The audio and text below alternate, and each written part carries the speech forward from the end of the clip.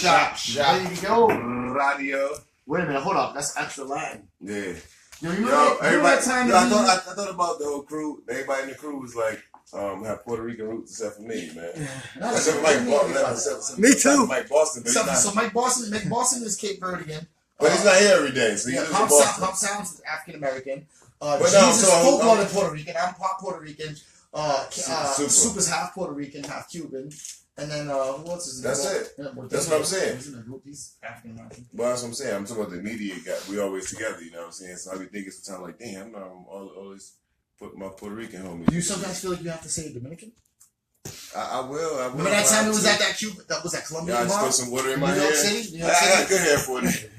Negrito, you know. Negrito? So I put some water in my hair. When I call you at Jesus' mother's house, shout out to Jesus' mother. We were recently in New York City. And we real quick, so that everybody, just so we're clear, because we don't like to talk about ourselves much, but we have to shout it out. DJ Disclaimer. Shout out to everybody in New York City that showed the Universal Zoo Disciples, Universal Killer Bees, mad love. Shout out to Papa Wu. Papa Wu, you know, it's funny because we're not gonna go too far into this, but I gotta take the moment. A lot of people. We was in Brooklyn, having a session with 60-Second Assassin from Sons of Man. And if you don't know who Sons of Man are, if you don't know who Papa Wu is, Papa Wu is basically like the Papa of the Wu. Yeah, he's the patriarch of the family. He's the one that the Pope. As our photographer James says, the Pope of the Wu. So we wasn't.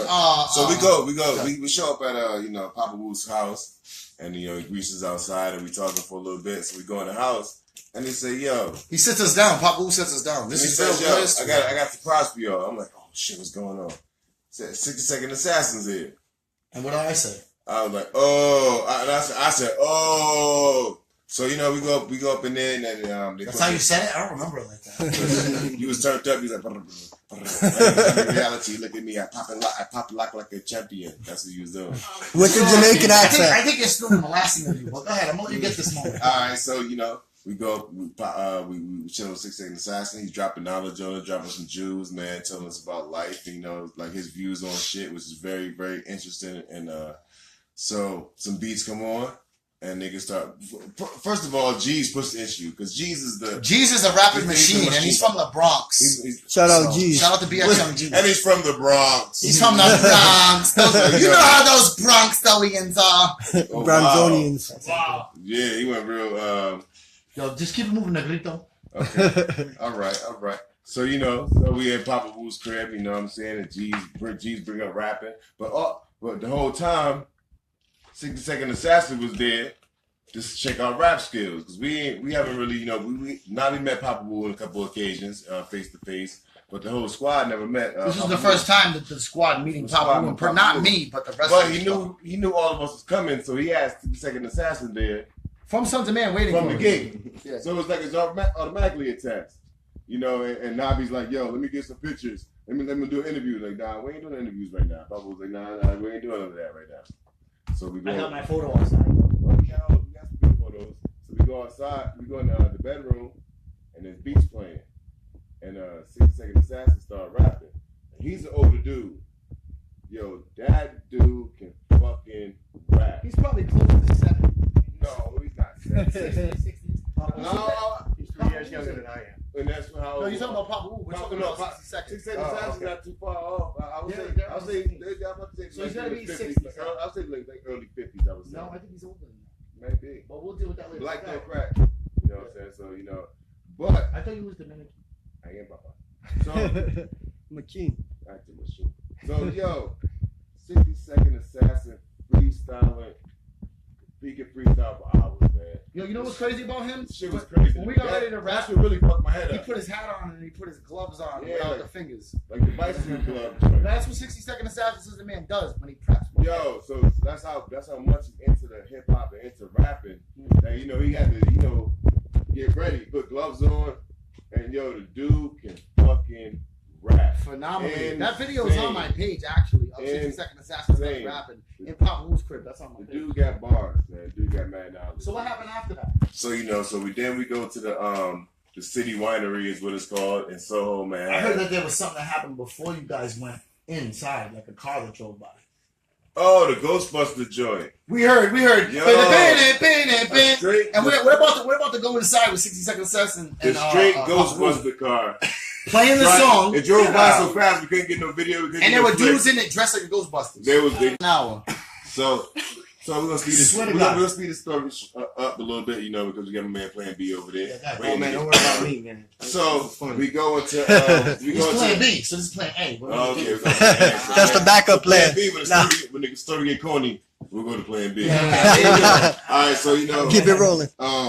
So the Ghostbusters joint go by. Yeah. We're about to go into the RZA joint. Papa Wu shows up. You know what I'm saying? We go into the spot with Papa Wu and we just hanging out, chilling. It's an ill spot. These dudes got barrels and barrels of wine. They make their own wine. Shout out to the City Winery in Soho, Manhattan. Shout out to the City Winery. And they have a stage. Yo, they have these big. They had at least, I'm gonna give an estimate, 70 wine barrels. Yeah, down in the basement. And they made 300 bottles of wine apiece. And they have all the walls down in the basement when you go down to the bathroom from the venue. The stage upstairs is where RZA performed.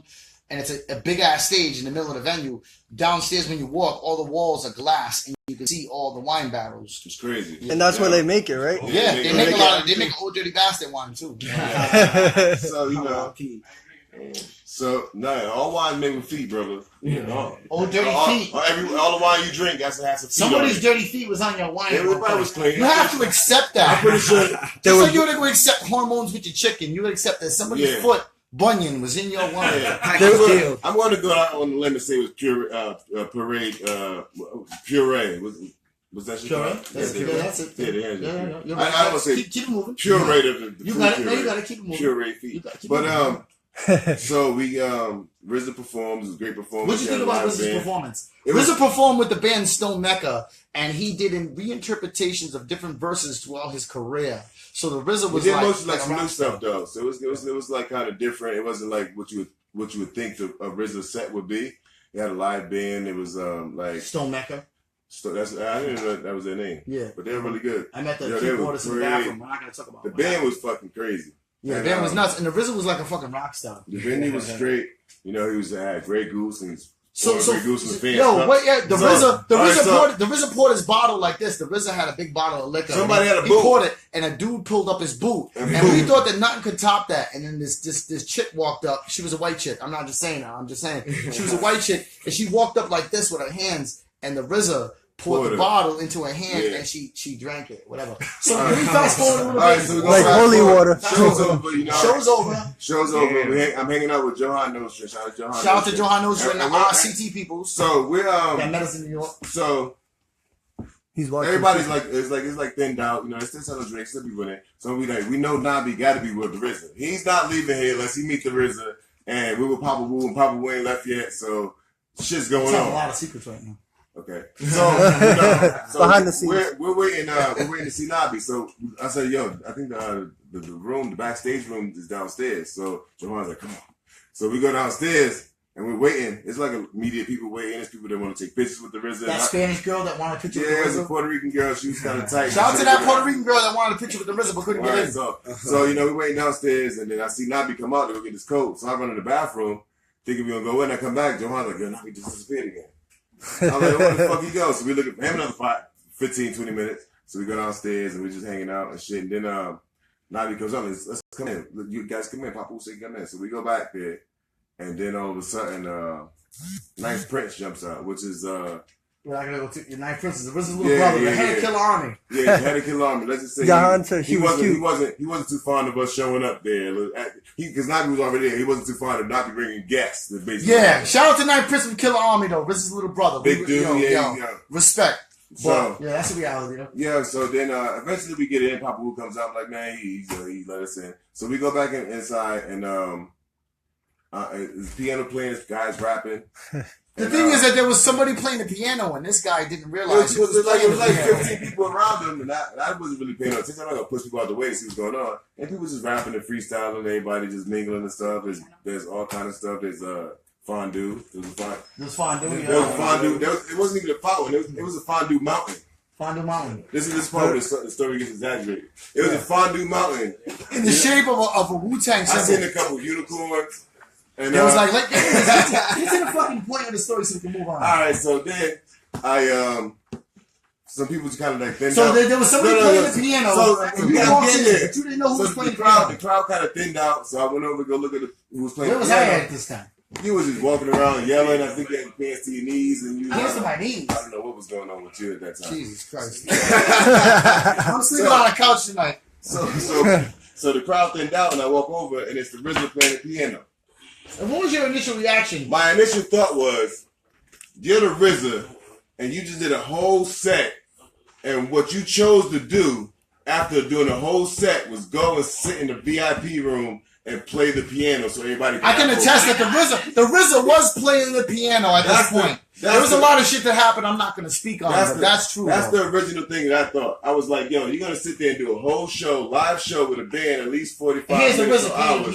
And the RZA is in the back playing the piano so everybody can rap over it. That shit, that was the first thing I thought. So then what happened next? So we can wrap this up. So, then I said, fuck that, I'm going to get some bars in. So we got a couple bars, and then he got interrupted, and he met a lot of nice people. All right, so that's the cutoff point. John Mook Gibbons was there. Shout out to John Mook Gibbons, the founder of Wu-Tang Management. For everybody that doesn't know that the Chopp Shop is sponsored by the Wu-Tang Worldwide DJ Coalition, which was started by John Mook Gibbons, who is the RZA's older cousin. He's also the founder of Wu-Tang Management. Shout out to the older god. It was actually his birthday at midnight. And then we was over. So we're gonna cut off all of that. We're gonna cut off of that because we have to cut. You know why we have to cut off of that? There was no more of the story. No, there's two reasons why we gotta get to Plan B. There's two reasons why we have to cut it off. One is because Plan B is in the building. Two is because we're not really connected to Wu-Tang, so it's all a made up story. so we're gonna shift over to Plan B. What's up, you want to say a shout out? How's it going, man? I'm happy to be here with y'all, man. Yeah, you have to get a little closer to the mic. Oh, I do? Yeah. My bad. Is that your energy drink over there? Yeah, man, I've been pounding these away today for some reason. Stay off those, man. Yo, turn that shit around and see how many grams of sugar in there. Look in the back. I'm gonna say 70. This guy. That's 19, man. Let me see. That's diet. Diet. Diet is more sugar than it. This is one of those comedic brothers. Like, does that have high fructose syrup? Yo, he's telling the truth though. Only got 19 grams of sugar. No, guys. They got 3 big boys that don't need sugar. Anyways, listen. It's a sad day at the Chopp Shop where a man's drink is more important than him. So, going forward, it's tough. It's a tough world, man. Plan B. Let me ask you this question. Yeah. Where does that name come from? Alright, it's a good question. I like the name. So basically, it's really not, my rap name really isn't Plan B. It's really just Plan. But everybody calls me Plan B just from growing up. So I grew up in New Bedford, Mass. And so basically. Are you Cape Verdean? Nah, I'm Puerto Rican. Okay. So I mean, you know what? I look out the window real quick. Tonight. Yo, I've been around. That's what I was thinking the other day. I've been around mad Puerto Ricans for a long time. I never realized it. But the ill shit about the name. This guy is always stunned by Puerto Rico's progress in the hip hop community. I know these black. Yo, listen. When you say Whoa. Blacks, these colors, these blacks. Hold on. I'm appalled. Hold on. Listen. I don't care what language I speak. I don't care about. I don't care about what language I speak or what my expression is. Everybody that is Boricua, all right, has a Uncle Negro. That's it. Wait a minute.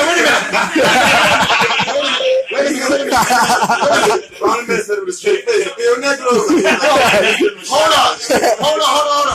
Plan B, we're fam, but I don't even know you for a long length of time like that. Do you know Puerto Ricans with an Uncle Negro? I mean, there's always a negrito. That's what they call them. Barnabas, do you want to speak on this real quick? All right, so let me go back to what the fuck I was saying. This guy. That's what happens when you mix Ritalin and fucking alcohol, guys. Don't do it. So, Negrito. The reason I like the name Plan B is because Plan B is sometimes the best plan. So it's not the Monday morning quarterback. Yeah. No, it's the Plan B, but the Plan B is probably sometimes the best plan. You know Is that a pill? Is that a pill that kills the kids? Yeah, No, unfortunately. Nah, it's Plan B. It's called Plan B. That's the pill you take when you're like, oh shit. Now we put some cynical to your name. I've heard it all though. Believe me, I've heard all. I'm just saying what the people want to say. What they That's what you want to say. There's a woman out there watching the Chopp Shop that has swallowed more than one Plan B's that was wondering. We probably all got some. We getting off topic though. Swallowed by the Plan B, but you know. There'd be a lot of more Universal Zoo children if it wasn't for Plan B. So, anyways, So, that's a good. I mean, basically, it was just It's a good metaphor. It's a childhood thing, you know what I'm saying? And you know, when people needed something, or my friends were looking for a place to stay at night, a lot of us were like on our own, growing up as kids and shit, in the foster care system and shit like that, runaways. So we'd always be on State Street in New Bedford and, you know, just trapping out of houses. You know what I'm saying? Right. And of course, my trap spot was always open. So people would always come crash at my house. So they would just call me Plan B because of that. You know, it's a little childhood thing. So what inspired you to like start making beats and like doing music? Yeah, get into music and take that into something else because that's the difference. Yeah, I've always rapped. I mean, I got introduced to hip hop in Puerto Rico because which part of Puerto Rico? Loíza? Loíza? Cabo Rojo. Okay. Because Loíza is where Uncle Negro be at. How long was it until you moved away from Puerto Rico? I only lived in Puerto Rico for about 3 or 4 years, but it was from that's a war zone. But it was like from 11 to almost 15. Did you live in the tourist part of Puerto Rico or the part of Puerto Rico where they had to call the Pueblo. And I'll tell you, man, it's just way different from here. We're talking about aluminum roofs, like, you know what I'm saying, bars on all the windows, everything's. What's the life expectancy for youth there? Man, it's horrible, man. It's sad. It was sad growing up because you've seen a lot of people die. You've seen a lot of people just strung out. A lot of people just like lost. But it's amazing, like people find inspiration through the smallest things over there, and the sense of community, I feel like, is a little bit more. There's more of a sense of it there. That's Latinos in general. Yeah, that's Latinos. Because of the language barrier. My girl, not even really language barrier. It's just like Latinos. I don't know what the right word to say, but it's in them to have. No, that's just how we raise family. Exactly. Family it's like my girl's job. She was like she's black, obviously. She's not obviously, but she's black, and she works in an all Latino, like her whole department. She's obviously black. No, I she's not obviously black. Nabi, stop it. I retract that statement. Anyway, it's too late. It's online. No, damn it, Nabi. We'll go back to wine and we get back to the crib. We'll go back to the crib. So she was just telling me earlier, like, yo, the Latinos, when it's a person's birthday, they all go out. They don't invite nobody else. They go out by themselves. They bring birthday cake. A couple of her supervisors was off of work that day and just came in to bring her a present or a cake for one of the employees' birthday that was in the squad. They're like Tinos and shit. So it's like, I think it's just like, when we go with the like black people, fucking, that kind of was like broken up a little bit. You know what I'm saying? Like, we never get that sense of who we are. It's almost like Latinos kind of know more of who they are and where they come from. And that was kind of like taken away from black people. Can I speak on some real shit? And this is no offense to anybody, but the Europeans have always used the Latinos as the buffer zone between the Africans because it's like, look at this guy and look at this and this and that. And I spoke on this in past episodes, and I'm not going to go too far into it because I don't want to take any time from anybody. But if you're Dominicano or Boricua or whatever, and you say guat this, guat that, I've already spoke on that. That's you hating your own Native American heritage. Because I've been to Guatemala, and I've been there with the quiche up in the temples and all of that. I've been to the Mayan temples, and I've seen the difference between the Latino. So, anyways, going back. So that was great. That was a great transition. Yeah, it was. That's called a bipolar transition. Yo, shout out to my tío Negrito. I'll take that. So you being so how does a Boricua born in the streets of and raised on that Unu Bedford, how do you become a community activist in Providence, Rhode Island? It's a good question. I know it's a good question because I asked. All right, bro. Whoa. I really. Don't keep Joe Toto, bro. You're cut off. It's a real story, man. I got out of New Bedford trying to get away from there because things turned really bad for a lot of my friends and me growing up. And the opportunity came where I had to leave, so I left, went to Florida, ended up doing some time in Florida for some petty ass bull. Was there a lot of Boricuas down there? You was no. So I was in Orlando and I had to do it. Oh, there's mad Puerto Ricans in Orlando. I got mad fucking cousins in Orlando. Yo, man, I lived there for a while. I mean, that place is jumping. Moving from New Bedford to there was like, what? Yeah. You can do all this? Yeah. Did you feel extra Puerto Rican moving there? Man, I tell you what, I got a lot of love down there. Sure. Did you have more Puerto Rican shirts and chains? That's all I'm asking. Nah. So the transition of being in Florida and being a Boricua, only his hair. He's not really Puerto Rican. Only his hair. Yeah. Yo, listen. It's always the darkest person in the room that's hating the most, and I just want to go ahead and point it out. Yo soy Boricua de corazón. Negrito maricón. Can we get a translator? So we're gonna change that shit. Then the Greek gets you gotta stop. All he knows is Spanish. You call me Moreno, but we can't go in the Greek no more. Got me in the middle.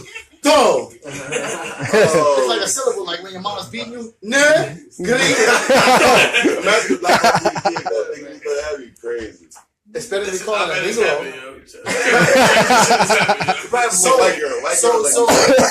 So plan B. So now you've been to Florida, you've been here and this and that. I've noticed from a side distance that you have a lot of affiliation with the AS220. For people that are out there watching and don't know, AS220. We're not talking to her. So to later, she did her hair because she knows she's talking tonight. Shout out to our intern Simone. Her name was finally mentioned. So the AS220, a lot of people don't realize the AS220, Outer Space 220, has been a foundation for expressive art in Providence, Rhode Island in general. Yeah. How do you go from that Spanish dude in Miami to being somebody who drops mad knowledge in the AS220? And what is your history with that AS220? All right, yeah. So basically, what all that really happened is that my brother. Shout out to my brother Strangler. I call him Strangler because he strangles motherfuckers. Like the Boston Strangler? Yeah, exactly. That's what you call him. Does he have big ass hands like Andre the Giant? It's just his personality. I love it. Well, shout out to my brother, man. I love you, bro. Pay attention to all the Spanish people in the room right now. And yeah, so basically, I'm watching. We started out rapping in Clowntown. My brother lived in Clowntown, so I moved there with him. AS220 was on Broad Street. This is the very, very beginning. Yeah. And they had a studio there, probably the size of this room, a garage. Are you calling a room small? And there was was that pequeño? There was like 3 to 5 staff there. You know what I'm saying? Yeah. So there was a little AW 4416 16-track workstation that people could record on, right? So I was like, yo, man, this is pretty dope. We can do this shit for free. I was a kid, you know what I'm saying? So we went there, we were rapping, and my mentor, Kareem Keynes, and he's in the Bronx right now. He was transitioning out of there, and he was the guy, you know what I'm saying? He was the guy that had to pass the torch at one point. He was the guy, yeah, he was the guy. And basically, I was under his wing for about a year and a half, almost 2 years. And basically, I went from just being, a rapper to wanting to make beats. My younger brother, B.I., was there, and that's where I get the B.I. from, because he was murdered in Fall River a few years ago. And basically, and rest in peace. Yeah, rest in peace. Hold on, wait. We're gonna give a moment of silence. Hold up. Let's give a moment of silence. Oh. Now, as much respect though, because Tio Negrito's about to get punched in the mouth tonight. Because he was my inspiration for making beats. He was the beat maker. I was the rapper. So I basically took it. So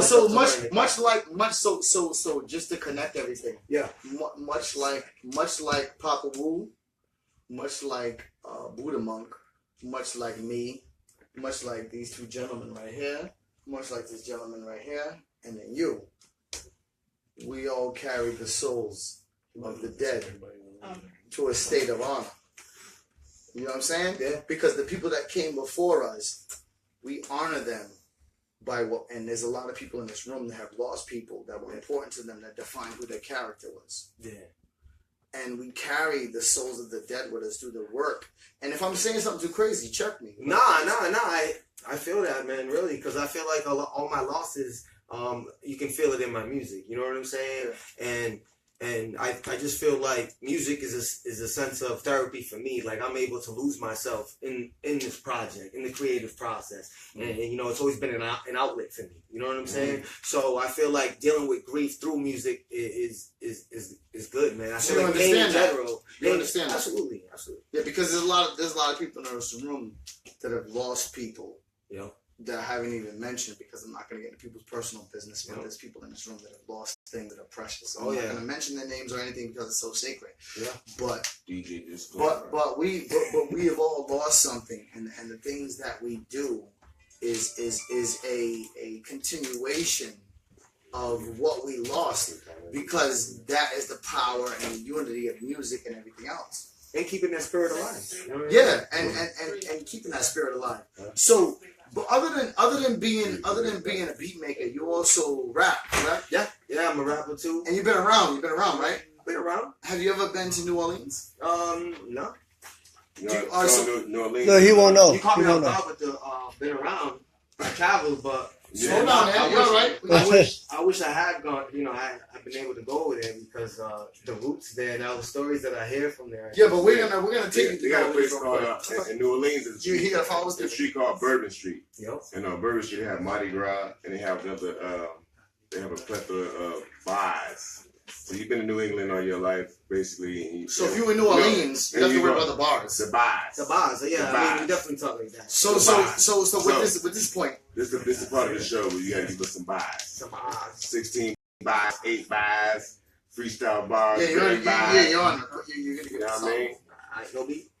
Nope. Nah. Nope. Off You wanna the know top. why? Because you had to ask. It's lazy. You don't want to put on. They don't want Right, he don't want to move them That's too fingers. much work. Alright, I can beatbox for you if you want. nah. Please don't. I mean, nah. Alright. Alright, I'll spit something. Alright. Alright, I'm gonna tell you why I'm the best hitting talent in all rock. Cause I've been under a cloud of smoke, nigga, since I was like 9. I would've had a mama, but that woman, she just died. Father, sister took the same path, left a bottle inside. So I'm out of myself with gangsters, wise guys with long ties. Sliding bribes under the table while eating some home fries. 50 try to snake you, always watch from the blind side. Morticians cringe at the man that forced closed his eyes. Left mouth open wide, last words, boy, they why. Oh, I bumpin' niggas local, I ain't talking no jive. I'm back at it, won't look back like shit matted.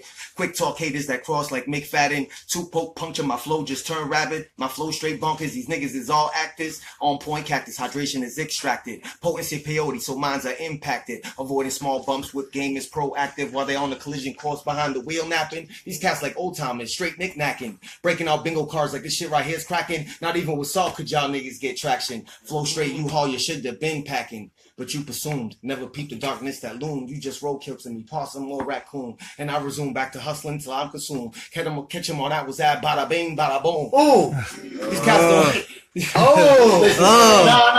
that was it. Yo, listen, if you want more, yo, can you just do me a quick favor? Yeah. Can you tell them who you represent? Me, Universal Collective all day, you know what I'm saying? Natural selection, you know what I'm saying? Word. Yeah, So if they want more, they gotta listen. So I'm gonna make the official Coming up beats on upcoming beats on our UZD album. UZD album. So I'm gonna make the official announcement here for the first time. Yeah, we work. The Universal Collective, which is a collective that the UZD put together, which Plan B, Radimus Prime is part of. Actually, Radimus Prime is the point, dude. If you want to holler at somebody, you gotta talk to the collective. Don't even bother me. How to Radimus, because if Radimus don't approve you, I ain't fucking with you. For real. So the Universal Collective is a team that's in 7 countries and 6 different states. And the first mixtape is about to drop. And that mixtape is actually going to be brought to you by DJ Flipside and the Wu-Tang DJ Coalition. You know what I'm saying? Right. So that's coming soon. Plan B is on that. It'll be fire. If you're Spanish, you have a Tio Negrito. So we're gonna get ready to go to a video. We're gonna be back. We got my man, Big Wrestler in the building. He's here. He about to come out here and shit gonna be real. So we about to go. We're about to come back. Make sure you tune in. Chopp Shop Radio, Plan B, Universal Collective. SoundCloud, man. Plan B.